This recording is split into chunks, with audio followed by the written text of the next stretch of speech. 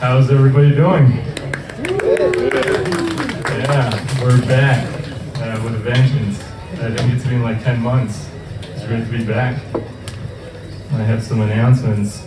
Yeah, so if you don't know me, my name is Mate. I've been organizing Tokyo Rust Meetup for more than 3 years now. And today is actually a little bit of an anniversary for me. It was almost 10 years ago that I landed in the SF, the San Francisco Bay Area, to work there. I left Hungary, and I've been outside Hungary for 10 years now.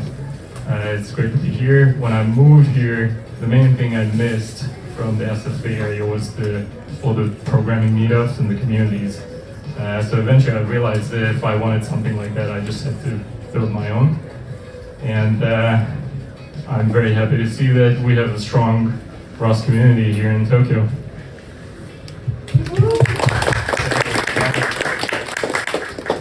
It's not just me, this is not about me. As you can see, there are a lot of people who have been helping out. We in fact have a new VP, whom I'll introduce you shortly. His name's Brandon. We also have other organizers like Alan over there, Elizabeth, who's been helping out. A bunch of other people who helped however they can. So if you feel like you have it in you to help us build this community, please send a message. There's going to be a link in the end. All right, Brandon, get up here. Sure. It's your time to shine. Hey, I'm the new VP of Tokyo Rust. That's me. I look way cooler there, but yeah. So I lived in Tokyo almost 4 years, and I have been using Rust ever since, I don't know, halfway through university when I was an electrical engineering major.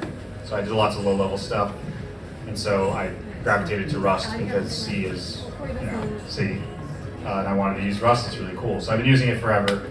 I used to work at Microsoft, then Google, and most recently a company called Pulumi, which is like a Terraform alternative. And now I'm taking a little bit of a break, helping Monte out with Tokyo Rust. And in that break, I've made this system called EV, which is still not really done. But if you want, you can go to that URL and take a look and read my manifesto. It's pretty long, but it's just like an invitation app. It's just a little fun toy, so don't worry about it.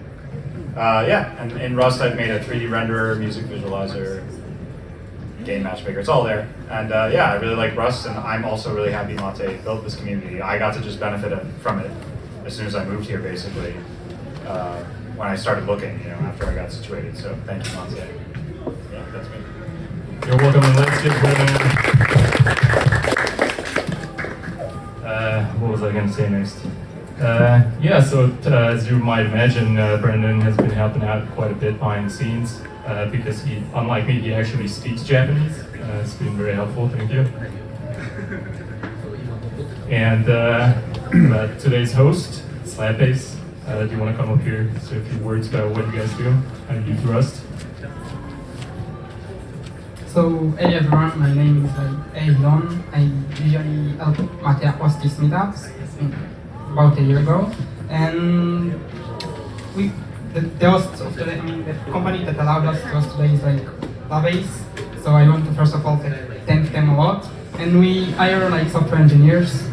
Yeah, we hire software engineers, and the main language we are using for the backend is Rust. We use a lot of Rust on the front end as well, like WebAssembly and stuff like this. And if you're interested, please drop me a message or come talk to me. The main language the company uses is Japanese, but the team I'm currently working on is English based. So if you don't speak Japanese, you're still welcome to come and talk to me, and we can see if it works out. Thank you. Thank you, Latvia, for hosting us. Up next, we have a couple of community announcements. As usual, we're always looking for sponsors, venue hosts like Latvia. Also looking for speakers. If you have some sort of cool project that you want to talk about, send us a message. Contact tokyarust.org. It's always great to see people talk about whatever they love, whether it is Rust or something else.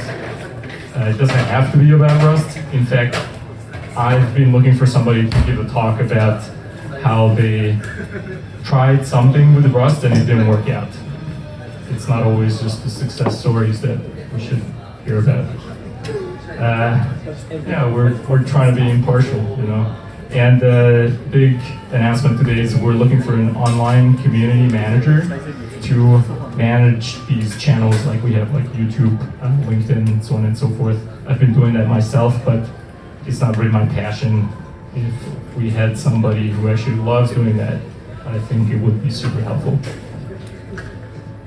And another big announcement today is that we are collaborating with the Rust Foundation to host an event on December the 8th. And we're looking for speakers to showcase the Tokyo Rust community. The expected format is 7-minute lightning talks. We'll have several of those. If you are interested, shoot us a message. Again, contact@tokyorost.org. Don't be shy. We have to put ourselves on the map. All right, and without further ado, today's speaker is, yes, it's your Orhun. Please come up here to start the show. Actually, let me ask you the first question. I usually do this at the end, but I'm afraid we're not gonna have time. So, how did you get into Rust? What language did you come from?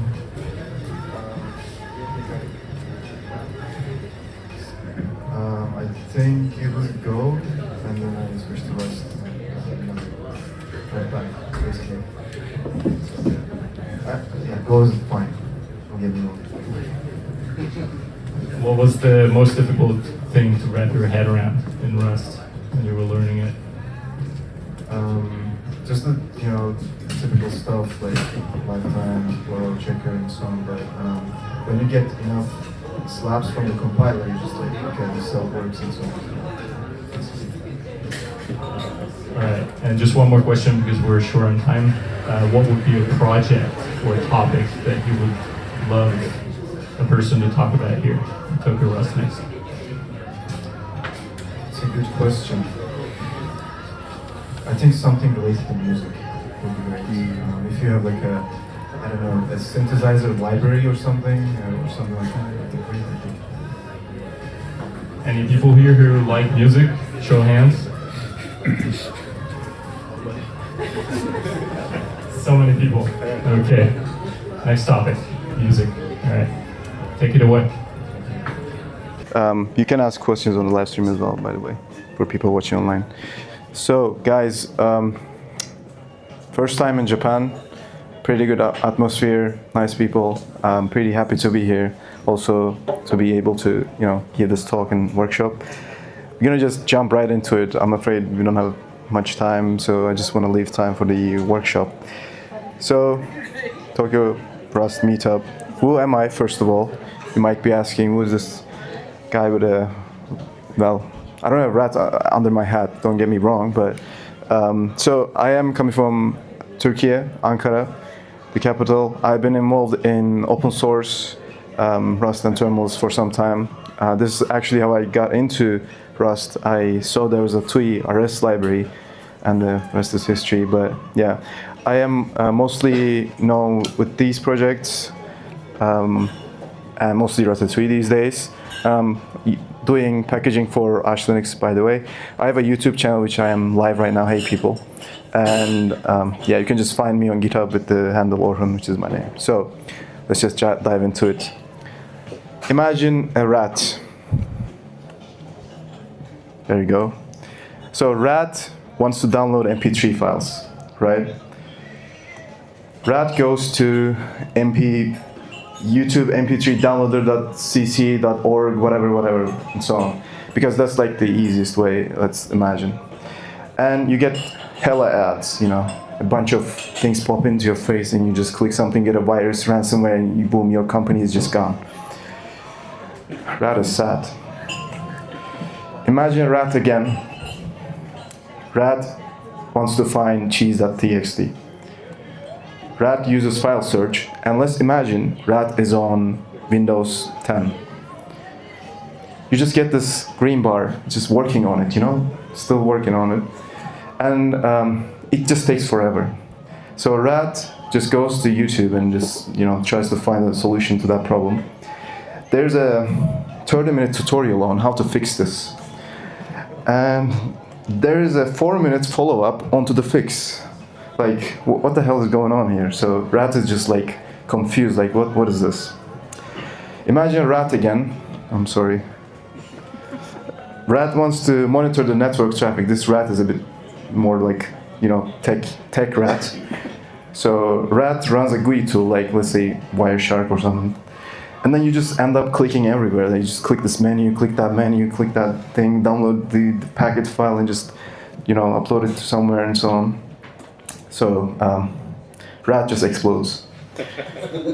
Solution to those problems: the terminal. You can just download an MP3 file with this command. You can use a tool called Interactive Grab (IG) to just search anything in your files. So I'm just going to run this. I just searched fn main in all of my clone GitHub repos, and if I just press enter, I'll just start editing it in my editor. Easy. You can just find cheese easily. And for monitoring the network traffic, you can just run a tool called Oryx. Hopefully I won't expose my root password here. Okay, so you see all the connections, stats. Is it lagging? I don't know. Yeah, you can just see everything there. Hopefully it's still running, but I have so many connections because of the live stream, so it might have crashed.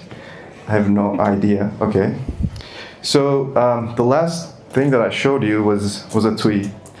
And a TUI is basically a terminal user interface that runs in the terminal. You guys are already familiar with this, I think. We use Ratatui in Rust to build those things. And Ratatui is simply a library that's been around since 2023. We have a bunch of contributors. We have some contributors here, actually. We have we have hundreds of apps. We have some app authors here. We have a bunch of downloads, and there's a list of things, like list of the known tools or TUIs here. And today, Ratatouille is used by these companies, these big companies, and many more. So everything is going well. And today, hopefully, you'll get an idea of how to get started with Ratatouille. And there's a demo from our examples. Simply just to give you an idea, you can have lists, tables, stuff like these. This is a Sparkline widget. And, a bunch of UI elements in the terminal using Ratatouille. I'm going to show you some cool tools just to give you an idea what you can build. So this is basically a Postman, but in the terminal, like fully running in the terminal. You can just import all your HTTP requests and it just works like Postman. And you don't have to use Postman after this, basically. There's this one which is quite nice. You can just view documents using docs.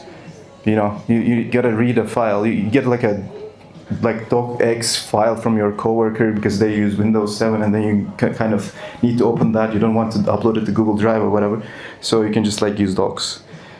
There's this game called Rebels in the Sky.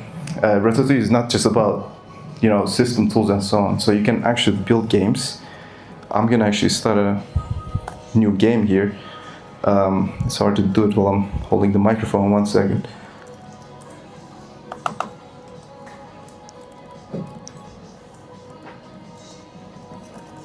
Yeah, we're just choosing planets in the terminal. You can customize your character, get a spaceship, select some guys, and hey, let's sail to the cosmic waves. You can use your mouse too, and it's basically, there's a tutorial too, goddamn.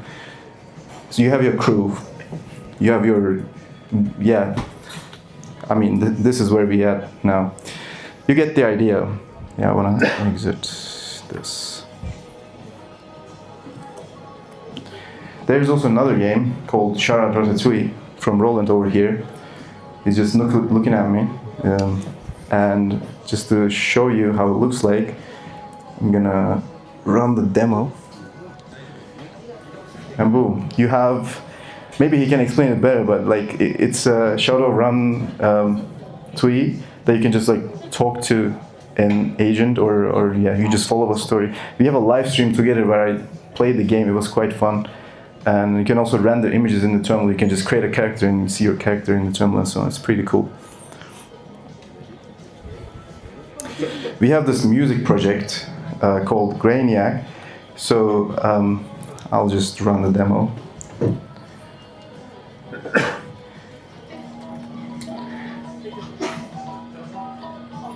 Basically, the thing that's happening here is that there's this MIDI keyboard that Christian is playing, and then you kind of have this UI where you see little particles moving around, and this creates a really nice ambient-like music.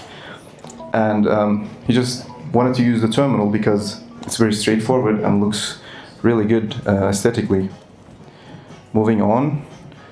So we have this library called TachionFX, which enables you to render animations in the terminal, like shader-like animations. I'm going to show you the demo. So this right now entirely renders in the terminal, and all the animations are simply just like characters being rendered in some ways to create this animation effects. And you can simply just plug this into your Ratatui app to have similar animations or anything you like, basically. And you can also run this on embedded. I will show you a demo later. Okay, let's exit this if possible. All right. You can build websites with Ratatui. This is my project, Ratzilla. You can simply just run this whole Tui demo on the web. I'll try to show a bigger. Oops. Okay, there you go. It's basically the same code running in the terminal and also running on a website. So if you want to build terminal-looking websites, this is the tool for you, or the library for you. Okay, enough. Let me just show you. This section is important because at the end we will implement some of these things, hopefully.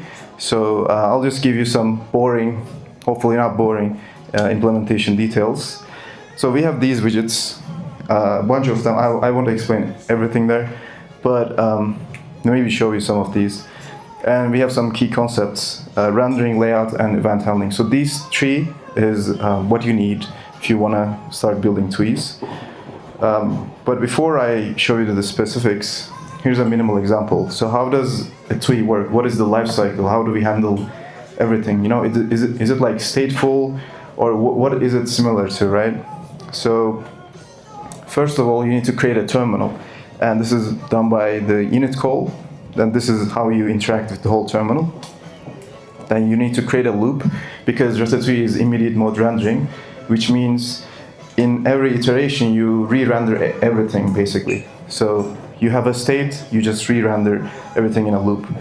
And the rendering step happens in the draw call. In the draw call you get a frame, and using this frame you just render anything. In this case it's rendering a text, but you can put anything there that implements the widget trait, basically.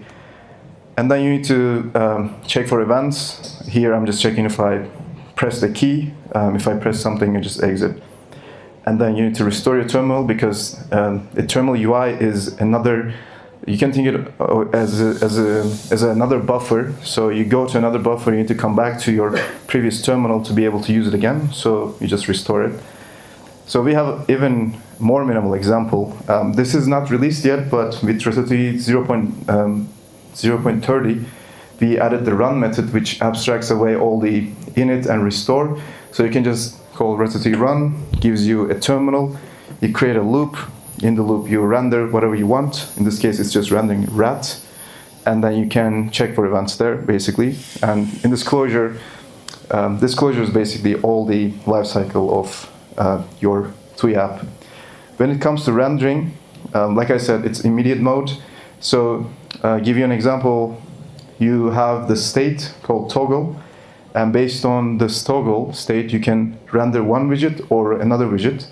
So you can either render a bar chart or line gauge and so on. So you basically have this life cycle where people usually just create an abstract where you have all the states, and based on the state, you just render something or another thing. So when it comes to layout, let's say you want to split the available area into two. How do you do that? You basically create a layout, then you specify a direction, so horizontal, and then you need to specify some constraints. These are basically saying have a 10 character, so 10 line limit, and then take the 70% of the available area, and then 5 characters more, and basically like specify these constraints to split or specify a layout, and you can just call split on an area. One example of that is, let's say you have a list of messages that grow over time. So if you have like 50 messages, just use 80% of the area.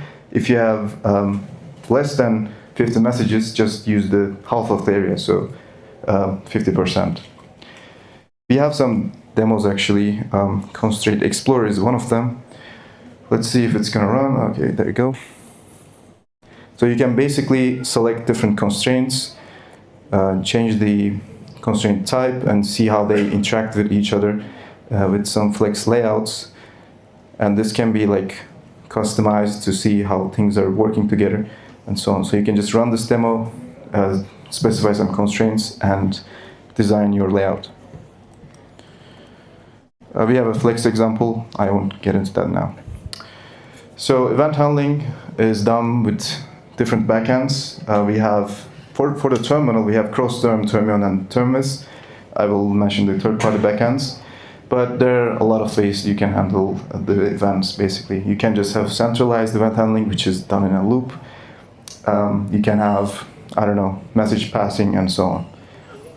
So Ratatui's architecture changed a bit for, in the last release. We haven't released this, but now we have, we modularize the crates so you can use different parts in your application.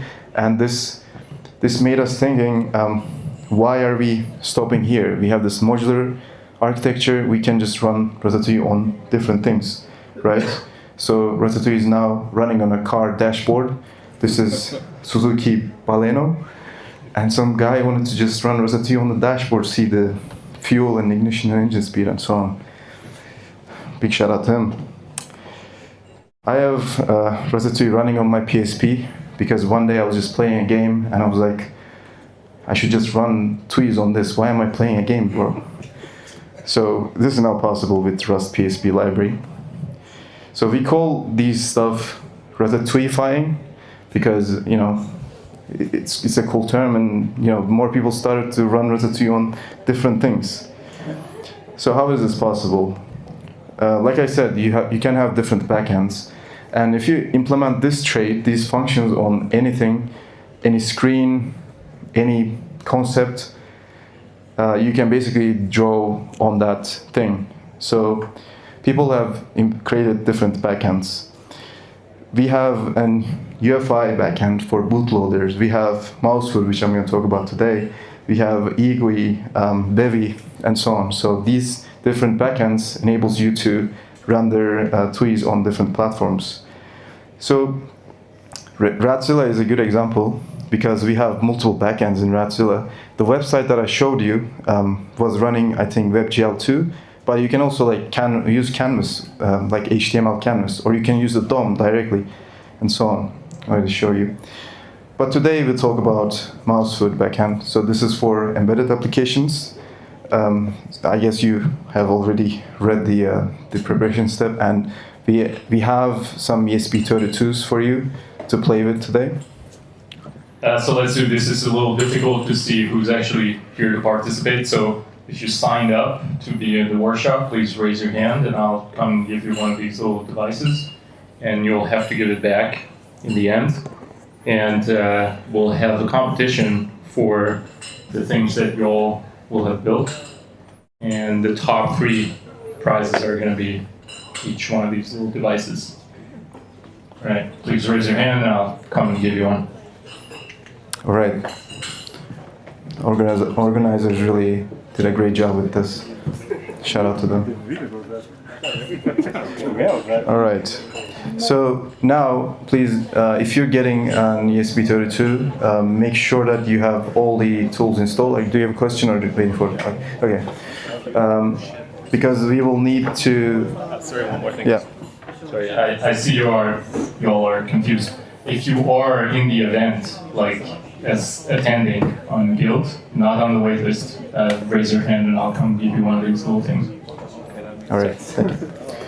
So if you're getting one of these, please clone this repo if you haven't already, and just do the preparation stuff. There's also a script in the preparation document, so you can just copy paste all the commands and it will install everything for you. And people on live stream, I don't know if you're still live or still live, Roland. Are you checking? Yes, we are. Yeah. Thank you. Roland is my assistant today. So there's a script, by the way. This is what you need to do to be able to run mousefoot on these devices. There's everything is on the documentation. So let's know a bit about the hardware that we're getting. So this is ESP32T display. We have some specs on the screen, you can read it. But I think the most important one is we have a display on this. So normally ESP32s, there's some other variants here. These ones does not have a built-in display, but this is a really good one because you can actually use the display. And the reason why this talk is called pocket size is because this just fits in your pocket like this. Does anybody remember the famous Steve Jobs announcing iPod? Anyways. All right, so we have some frameworks that you can use with ESP32 and Rust. Today we're going to use ESP IDF Hall because it has STD. It's going to be easier for us to use. And it's actually a bit difficult to install, but whatever. You gotta install ESP up, and then ESP up install will just install everything for you. And to flash programs onto this, you need to use ESP Flash. And you don't need to run ESP Flash, it's automatically being run in your cargo config. So if you run cargo run, it will be run automatically, so you don't have to do anything. So like I said, we will use mousefoot, and here's how it looks like when you use a different backend. First, you need to create your display. This is coming from the embedded graphics library, and I already do this for you in the template. And then you just give this display to the backend. So backend is from mousefoot. This kind of transforms your display into a Ratatui backend, and then you can just create a terminal from that. And in a loop, you can just draw or do whatever, just the usual Ratatouille calls there. So if you have the device, it would be nice if you can just run this real quick. You also need a USB-C cable. Just plug it in, try to run this if you clone the repo. I guess people have already done this, but yeah, if you haven't, you can do it. Or if you don't want to build everything, you can just run the ESP flash command over here just to flash the pre-built binary. I have some stuff to show you.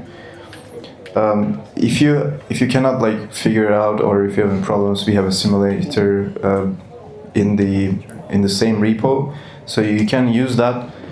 But having it run on the embedded would be even nicer, I think.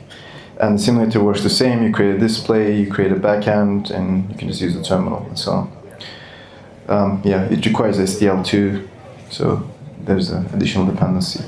So in case you run this thing and you see something on it, you might be asking, what can we do? Can we just show text on this or whatever? Well, you can actually learn guitar with this. I have my own project here which runs Ratatui and mouse food. So this is something that I built and presented at Forge in New Zealand. The talk is on YouTube. So this thing can do some things. So I built this because I'm playing guitar. I'm not playing guitar. I'm still learning guitar, and I'm just gonna turn it on. It's entirely based on Ratatouille and Rust. There's some demos here. It's called Tui-tar, by the way, because GUIs and Tuis and so on. There's this link to the talk if you want to watch me play the guitar and showcase this. One cool thing that you can also see it from this screenshot is that there's actually a new widget being rendered on here. You can also just pass this around and have a look if you guys want. Anyone want to take a closer look? You can just press the buttons and play around with this. This widget over here is showing the guitar strings like on the fretboard. I needed this, and I implemented a new widget from this. So if you need like custom views, if the stock widgets are not enough for you, you can just implement a widget like this. And like I said, the trait you need to implement is just widget or stateful widget, and then you'll have a fretboard view, something like this. And the API looks like this. It's very customizable. So you can just, if you have this guitar, let's say, hopefully not, you can just like render this type of fretboard as well. And it also runs in the terminal. That is horrible feedback, but you get the idea. Same thing runs in the terminal, also on embedded. All right, if you want more stuff, it sounds like I'm just advertising my own project, which is exactly what I'm doing, but we can just take a look at other projects. So this is an IRC client running on this device, just showing messages from IRC. I don't know why you would need that, but if you, cheating exams and talking to your friends in your pocket, like, I don't know, but you can do stuff like this because you have Wi-Fi and Bluetooth in your device. You can do cool stuff. This is a mobile operating system experimentation, and Julian aims to just have a whole, like a phone with Ratatouille on it. There's like a keyboard widget over there and so on. So that's another example. You can also have these type of animations on the Tui-tar. I also use these animations, and these are pretty slick actually. Uses Tachyon effects. So that's all the applications that I'm going to show you, and I think you have an idea now. Let's just focus on what you want to build and what you want to, make come true. So guys, let's just cook. I have my apron here. This is just, I'm going to wear this one second. Just have to do this at every talk now. All right. So hopefully you have done this. You have all the tools and everything you need. If you don't have like anything on the screen, or if you're having problems, just check the troubleshooting section, or I can come next to you and help you out. There's this template project in the template. That was a weird sentence. But the structure is basically this. You don't have to care about libRS, buttonRS, or setupRS.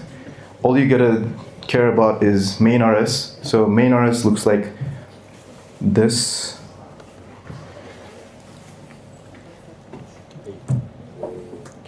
I have abstracted away all the other parts, like initializing the hardware and so on, in the setup module and so on.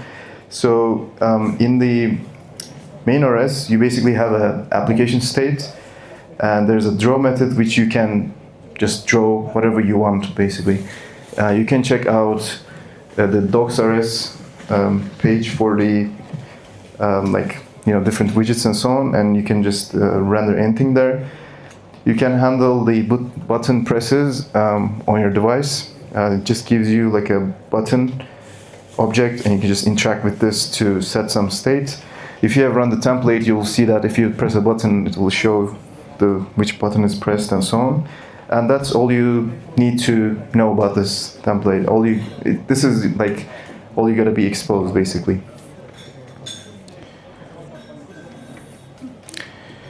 And yeah, you can try one of these to just get started.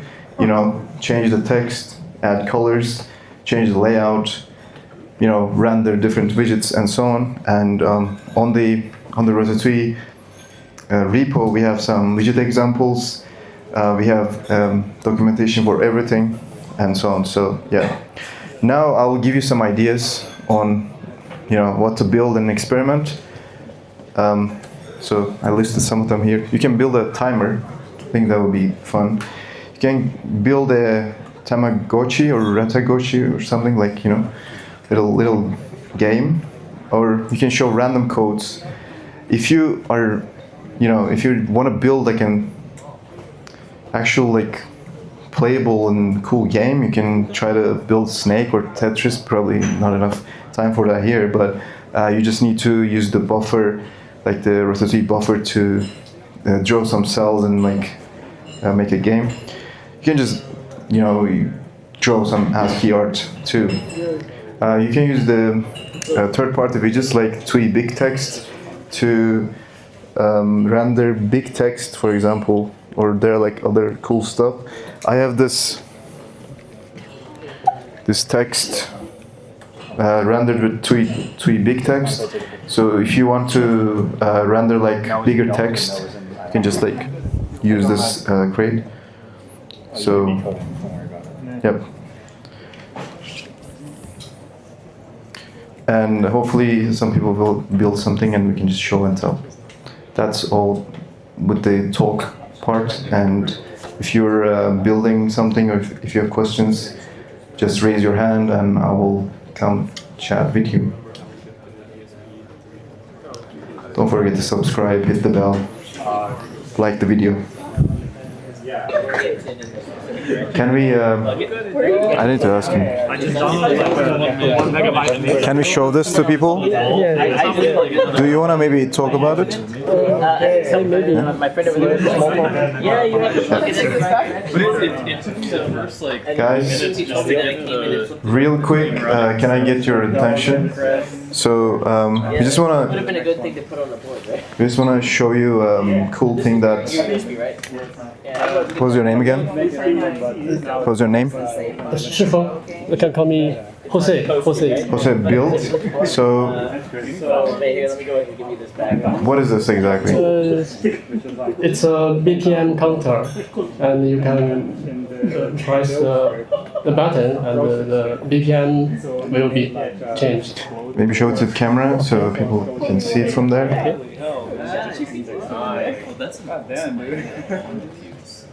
What is it? Like a top 10. It counts how many times you press. Holy hell,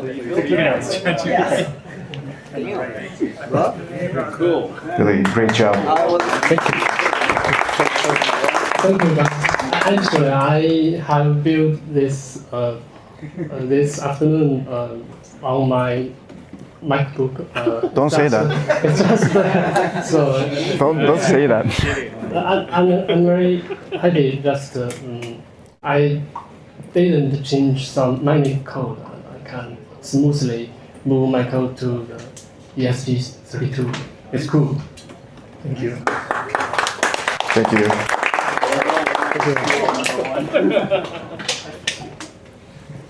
Well done. Nice. My little.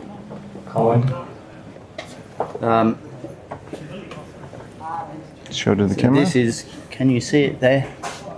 So it just makes a random set of numbers every time the update function is called, and then it uses that widget there to draw them.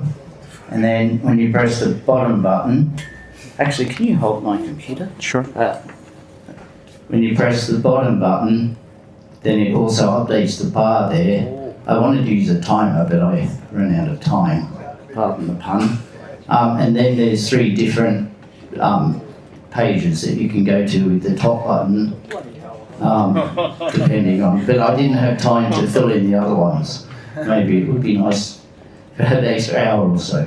But, I had some help from a powerful programmer. And remember the saying, you won't lose your job to AI, you'll lose a job to the guy who knows how to use AI. So, thanks, Claude. Oh, and I've worked with IoT enough to know that it's really true what you say. You set it all up before you come, or you'll spend the whole night setting it up. Cheers to that. Legend. Anthropic should sponsor us. Thanks for trying, Claude. Thank you. Thanks. Great job. Who's next? Coming up here. I got Hello World.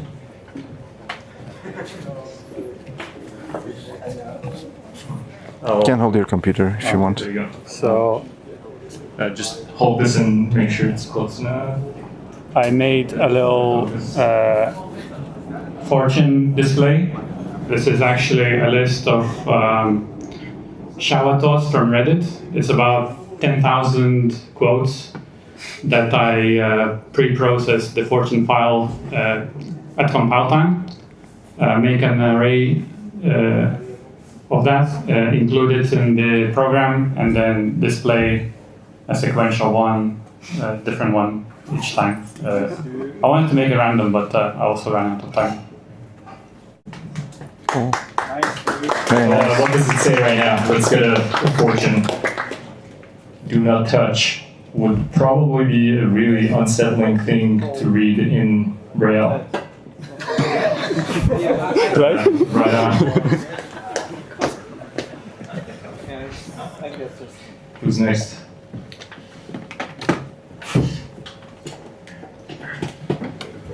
Damn, so many cool things. We have 3 minutes left. This is probably the last one. You can hold your computer if you want. Which company? I have the timetable for Japanese training. Too close. Because it's very difficult to find the timetable on the platform, but you can immediately check which train is coming from when you have this one. Nice. Yeah, and you can.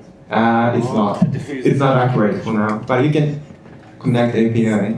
Connect to Wi-Fi and Yeah, connect Wi-Fi, and you can choose Yaml line and show line and public consent. nice. We're gonna get sponsored by JR as well. Amazing. All right, that's all, folks. Thank you for coming. Please help us arrange everything back, and don't forget to drop your little device in the box over there. Good night. Good night. Keep cooking.